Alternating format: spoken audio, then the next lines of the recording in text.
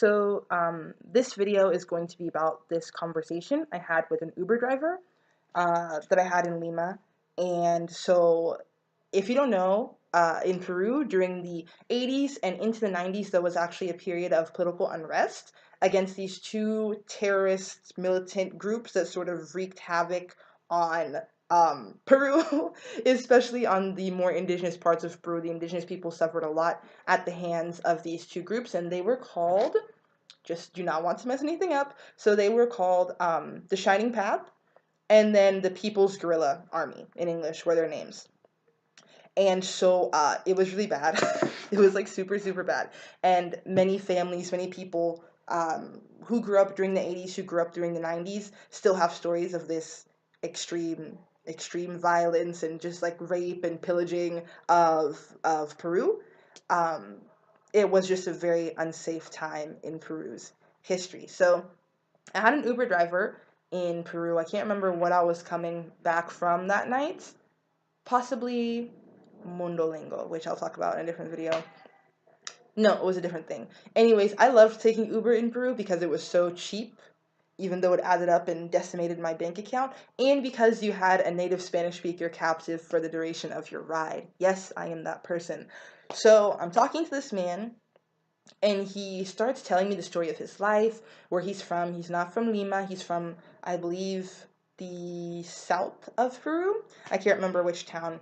He's from the south of Peru, a mostly indigenous town, and he remembers when the Shining Path that came. So these terrorist groups would go to these indigenous towns, these indigenous communities, and recruit members by force to fight in the militant groups. So the Shining Path actually ended up coming to his hometown, and they were trying to recruit young men to join their cause or whatever. And so he didn't want to join. He didn't want to join because it's not really a great life to join a terrorist group. And they didn't exactly treat these people they forced to join too well for reasons. And so he didn't want to join, and so one night, and I promise this happened. So one night the group got really drunk. The leaders of the militant group got really drunk, and they all passed out. I don't know if it was a holiday, and I know this sounds like a story from like the American Revolution. I know, but this is what he said. They all passed out, and he used that night to run away from his town. So he runs away from his town. He's wandering through the desert for 7 days without food. And he only has like a little bit of water on him. I guess enough to last 7 days, because you can't really last too long without water, can you? So he has water. He's not really eating. Super tired. Does not know where he's going. He's trying to go in the general direction of Lima because he has family in Lima. So, like I said, he snuck away in the middle of the night. He's praying that, like, animals don't eat him. He's 17 at the time. And so he eventually ends up in one of the provinces near Lima, where he can end up staying with a relative and escape the violence plaguing his hometown. So this man is telling me his whole entire life story in this Uber ride. And I am just, like, perplexed. Like, I'm just like, no way. It's one thing to learn about something happened in another country. It's a completely different thing to meet people who actually lived through that thing. That I was like, what? You mean this didn't just happen at the museum we went to? Like, you mean like this actually happened to real people and it actually happened to you? And again, this was one of those moments where I think this is what study abroad is. He parked outside of my house, and I was wondering why he had just parked at some random street. I began to get scared until I realized that he was outside of my house, but like I was so mesmerized by his story that I hadn't moved even though the car was stopped.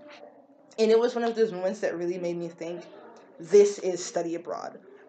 This is what it's about. It's about this Uber ride that I'm having with this extremely brave individual right now who's telling this story that doesn't even make any sense to me. Like, as a teenager, like, I'm trying to imagine myself having to flee my homeland because a militant group is killing people and trying to force them to join their terrorist organization. Like, what? I couldn't even write a paper.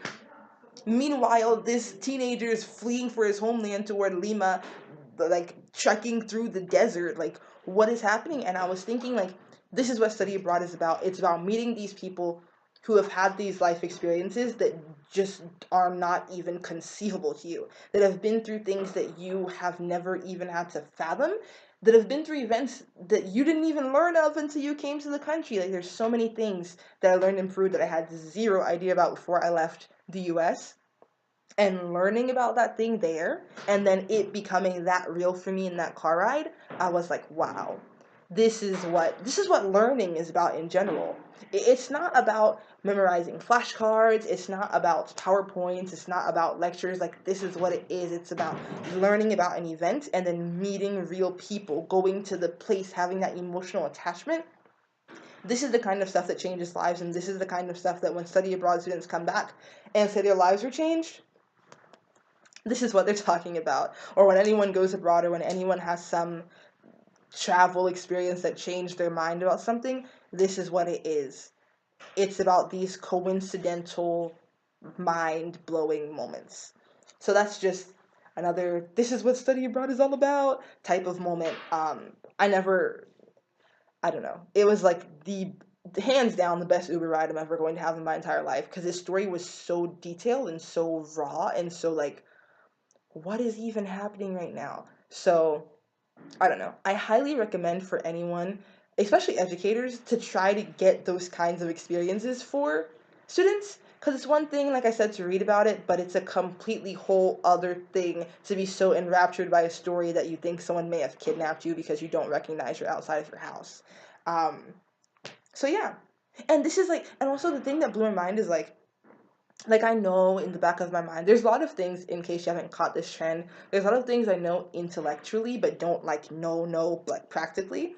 And one of the things I knew intellectually is like real people were affected by this event. It wasn't like a fictional race of Peruvians who were affected and then left. Like, thinking about people who are like my parents' age, who obviously lived through the 80s and 90s, and then thinking like, oh wait, you were alive for that, you were there, that was a thing that happened to you and your family.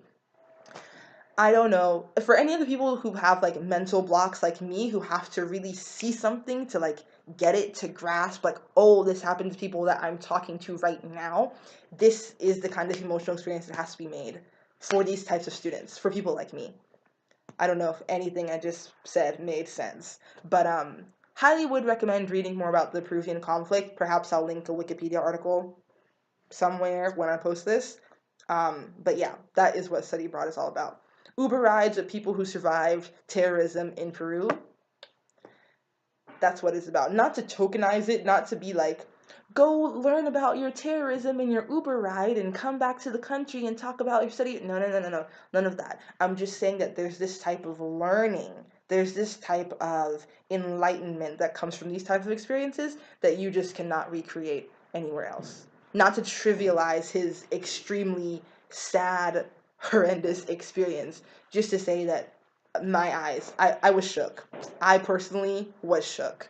So that's what study abroad is about. If you're not having those types of experiences, if you're not having that type of learning, I don't know. I don't know. When I think of the learning I've had in study abroad, these are the things I think about. It's things like this and that car ride I talked about in the South African video. It's things like those two events that really make me think I've learned something, that really make me think I'm growing as a person. It was not ever any of the stuff I learned in class. So, I don't know. I hope everyone has a chance to have that type of learning at some point in their life. So, that's all.